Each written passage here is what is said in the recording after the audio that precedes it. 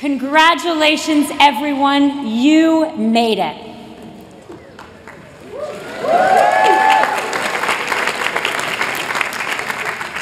And I don't mean to the end of college, I mean to class day. Because if memory served, some of your classmates had too many scorpion bowls at the Kong last night and aren't with us today. Given the weather, the one thing Harvard hasn't figured out how to control, some of your other classmates are someplace warm with a hot cocoa. So you have many reasons to feel proud of yourselves as you sit here today. Congratulations to your parents. You have spent a lot of money so your child can say she went to a small school near Boston. And thank you to the class of 2014 for inviting me to be part of your celebration. It means a great deal to me. And looking at the list of past speakers was a little daunting. I can't be as funny as Amy Poehler, but I'm going to be funnier than Mother Teresa.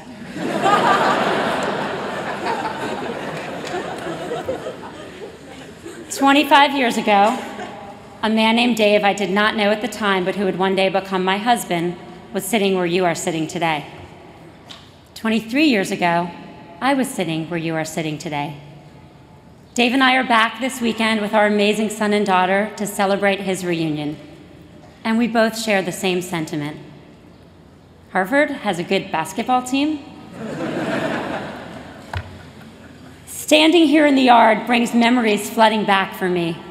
I arrived here from Miami in the fall of 1987 with big hopes and even bigger hair. I was assigned to live in one of Harvard's historic monuments to great architecture, Canada. My go-to outfit, and I'm not making this up, was a jean skirt, white leg warmers and sneakers, and a Florida sweatshirt. Because my parents, who were here with me then as they're here with me now, told me everyone would think it was awesome that I was from Florida. At least we didn't have Instagram. For me, Harvard was a series of firsts. My first winter coat, we didn't need those in Miami. My first 10-page paper, they didn't assign those in my high school. My first C, after which my proctor told me that she was on the admissions committee, and I got admitted to Harvard for my personality, not my academic potential. The first person I ever met from boarding school, I thought that was for really troubled kids. The first person I ever met who shared a name with a whole building, or so I met when the first classmate I met was Sarah Wigglesworth, who bore no relation at all to the dorm, which would have been nice to know at that very intimidating moment. But then I went on to meet others. Francis Strauss, James Weld, Jessica Science Center B.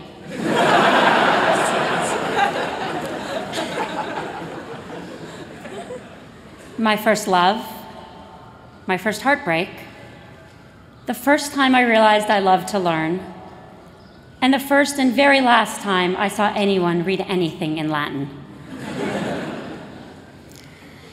When I sat in your seat all those years ago, I knew exactly where I was headed. I had it all planned out.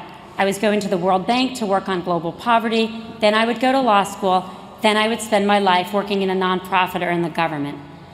At Harvard's commencement tomorrow, as your dean described, each school is going to stand up and graduate together, the college, the law school, the med school, and so on. At my graduation, my class cheered for the PhD students and then booed the business school. Business school seemed like such a sellout. 18 months later, I applied to business school. It wasn't that I was wrong about what I would do decades after graduating. I had it wrong a year and a half later. And even if I could have predicted I would one day work in the private sector, I never could have predicted Facebook because there was no internet. And Mark Zuckerberg was in elementary school, already wearing his hoodie. Not locking into a path too early gave me an opportunity to go into a new and life-changing field. And for those of you who think I owe everything to good luck, after candidate, I got quadded. What's up, Adam? There is no straight path from your seat today to where you are going. Don't try to draw that line. You will not just get it wrong, you will miss big opportunities. And I mean big, like the internet. Careers are not ladders. Those days are long gone, but jungle gyms. Don't just move up and down. Don't just look up. Look backwards, sideways, around corners. Your career and your life will have starts and stops and zigs and dags. Don't stress out about the white space, the path you can't draw, because therein lies both the surprises and the opportunities. As you open yourself up to possibility, the most important thing I can tell you today is to open yourself up to honesty, to telling the truth to each other, to being honest with yourselves, and to being honest about the world we live in. If you watch children, you will immediately notice how honest they are. My friend Betsy was pregnant, and her son, their second child, her son Sam was 5. He wanted to know where the baby was in her body. So he asked Mommy, "Are the baby's arms in your arms?" And she said, "No, Sam, baby's in my tummy, whole baby." "Mom, are the baby's legs in your legs?" "No, Sam, whole baby's in my tummy." "Then Mommy, what's growing in your butt?"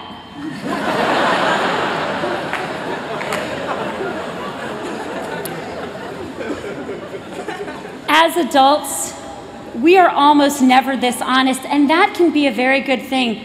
When I was pregnant with our first child, I asked my husband, Dave, if my butt was getting big. At first, he didn't answer, but I pressed, so he said, "Yeah, a little." For years, my sister-in-law said about him what people will now say about you for the rest of your life when you do something dumb. And that guy went to Harvard. Hearing the truth at different times along the way would have helped me. I would not have admitted it easily when I sat where you sit.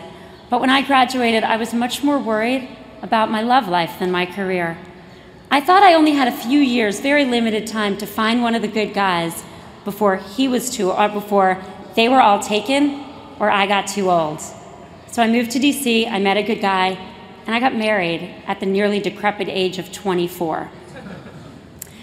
I married a wonderful man, but I had no business making that kind of commitment. I didn't know who I was or who I wanted to be.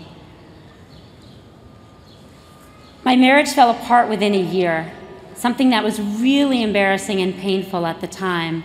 And it did not help that so many friends came up to me and said, "I never knew that, never thought that was going to work," or "I knew you two weren't right for each other." No one had managed to say anything like that to me before I marched down an aisle when it would have been far more useful.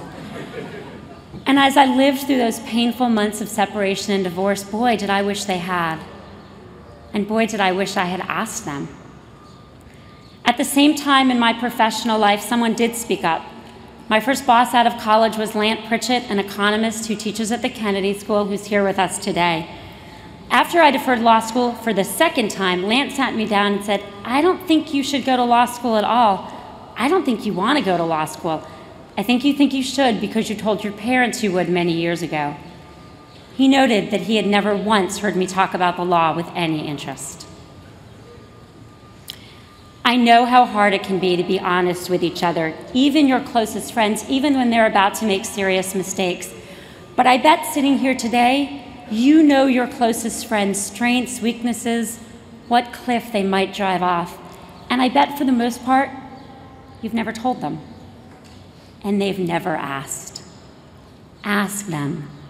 Ask them for the truth because it will help you. And when they answer honestly, know that that's what makes them real friends.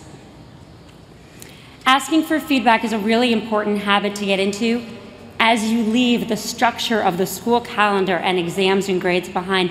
On many jobs, if you want to know how you're doing, you're going to have to ask, and then you're going to have to listen without getting defensive. Take it from me, listening to criticism is never fun, but it's the only way we can improve. A few years ago, Mark Zuckerberg decided he wanted to learn Chinese. And in order to practice, he started trying to have work meetings with some of our Facebook colleagues who are native speakers. Now, you would think his very limited language skills would keep these conversations from being useful. One day he asked a woman who was there how it was going, how did she like Facebook? She answered with a long and pretty complicated sentence. So he said, simpler, please. She spoke again. Simpler, please. This went back and forth a couple of times till she just blurted out in frustration, "My manager is bad." That he understood. So often the truth is sacrificed to conflict avoidance, or by the time we speak the truth, we've used so many caveats and preambles that the message totally gets lost. So as you ask each other for the truth and other people, can you elicit it in simple and clear language? And when you speak your truth, can you use simple and clear language?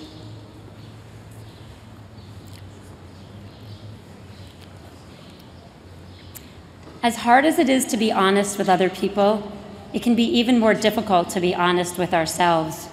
For years after I had children, I would say pretty often, "I don't feel guilty working," even when no one asked. Someone might say, "Sheryl, how's your day today?" And I would say, "Great, I don't feel guilty working." Or, "Do I need a sweater?" "Yes, it's unpredictably freezing, and I don't feel guilty working." I was kind of like a parrot with issues. Then one day, on the treadmill, I was reading this article in a sociology journal about how people don't start out lying to other people, they start out lying to themselves. And the things we repeat most frequently are often those lies. So as sweat was pouring down my face, I started wondering, well, what do I repeat pretty frequently?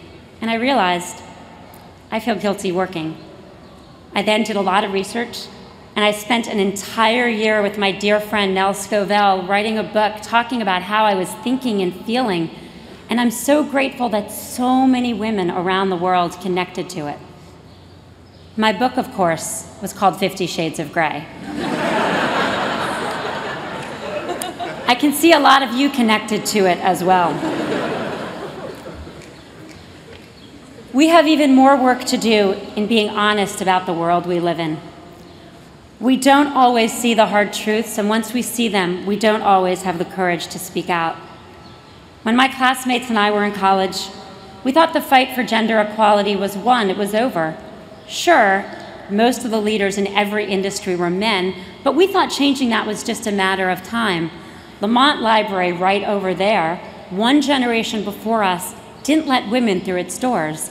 But by the time we sat in your seats, everything was equal. Harvard and Radcliffe was fully integrated. We didn't need feminism because we were already equals. We were wrong. I was wrong. The world was not equal then, and it is not equal now. I think nowadays, we don't just hide ourselves from the hard truths and shut our eyes to the inequities, but we suffer from the tyranny of low expectations. In the last election cycle in the United States, women won 20% of the Senate seats. And all the headlines kept screaming out, "Women take over the Senate, women take over the Senate." I felt like screaming back, wait a minute, everyone. 50% of the population getting 20% of the seats, that's not a takeover. That's an embarrassment. Just a few months ago, this year, a very well-respected and well-known business executive in Silicon Valley invited me to give a speech to his club on social media. I'd been to this club a few months before when I had been invited for a friend's birthday. It was a beautiful building, and I was wandering around, looking at it, looking for the women's room, when a staff member informed me very firmly that the ladies' room was over there, and I should be sure not to go upstairs because women are never allowed in this building. I didn't realize I was in an all-male club until that minute. I spent the rest of the night wondering what I was doing there, wondering what everyone else was doing there, wondering if any of my friends in San Francisco would invite me to a party at a club that didn't allow blacks or Jews or Asians or gays. Being invited to give a business speech at this club hit me as even more egregious because you couldn't claim that it was only social, business wasn't done there. My first thought was, really? Really? A year after Lean In, this dude thought it was a good idea to invite me to give a speech to his literal all-boys club. And he wasn't alone. There was an entire committee of well-respected businessmen who joined him in issuing this kind invitation. To paraphrase Groucho Marx, and don't worry, I won't try to do the voice, I don't want to speak at any club that won't have me as a member. So I said no, and I did it in a way I probably wouldn't have even 5 years before. I wrote a long and passionate email arguing that they should change their policies. They thanked me for my prompt response and wrote that perhaps things will eventually change. Our expectations are too low. Eventually needs to become immediately.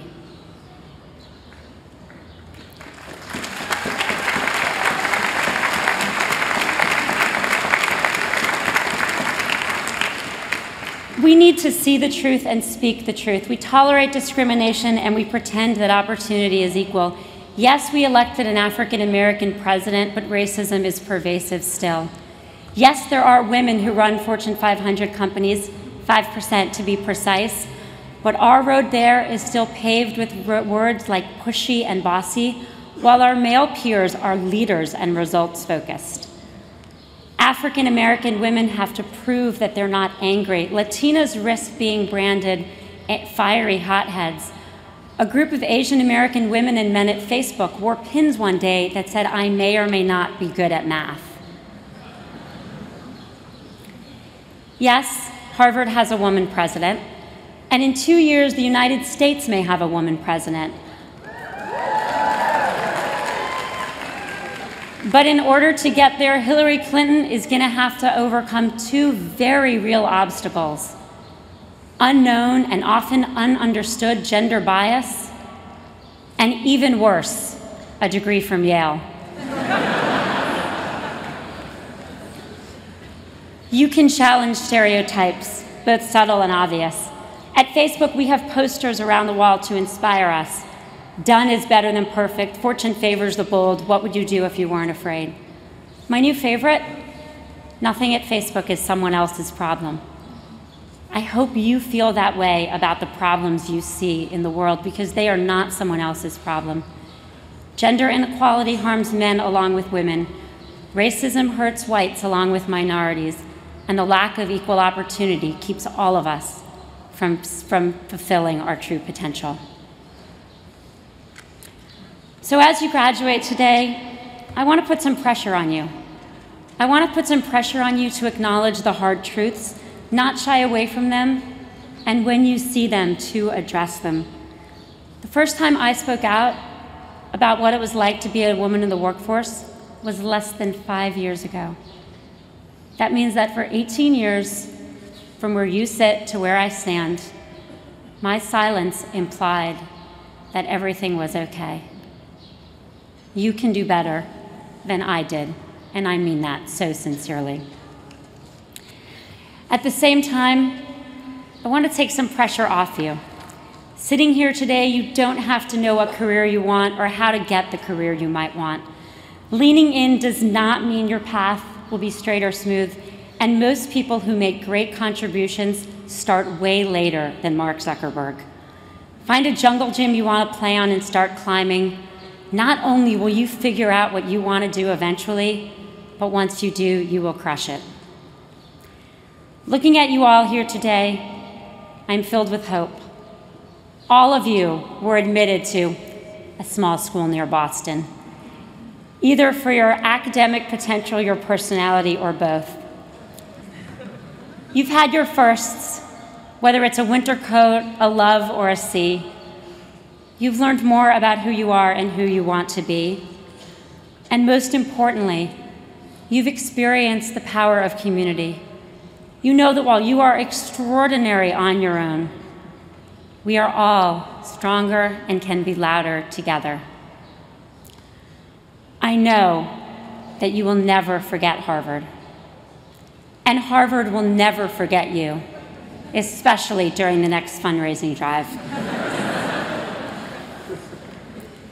Tomorrow, you all become part of a lifelong community, which offers truly great opportunity and therefore comes with real obligation. You can make the world fairer for everyone. Expect honesty from yourself and each other. demand and create truly equal opportunity. Not eventually, but now. And tomorrow, by the way, you get something Mark Zuckerberg does not have, a Harvard degree. Congratulations, everyone.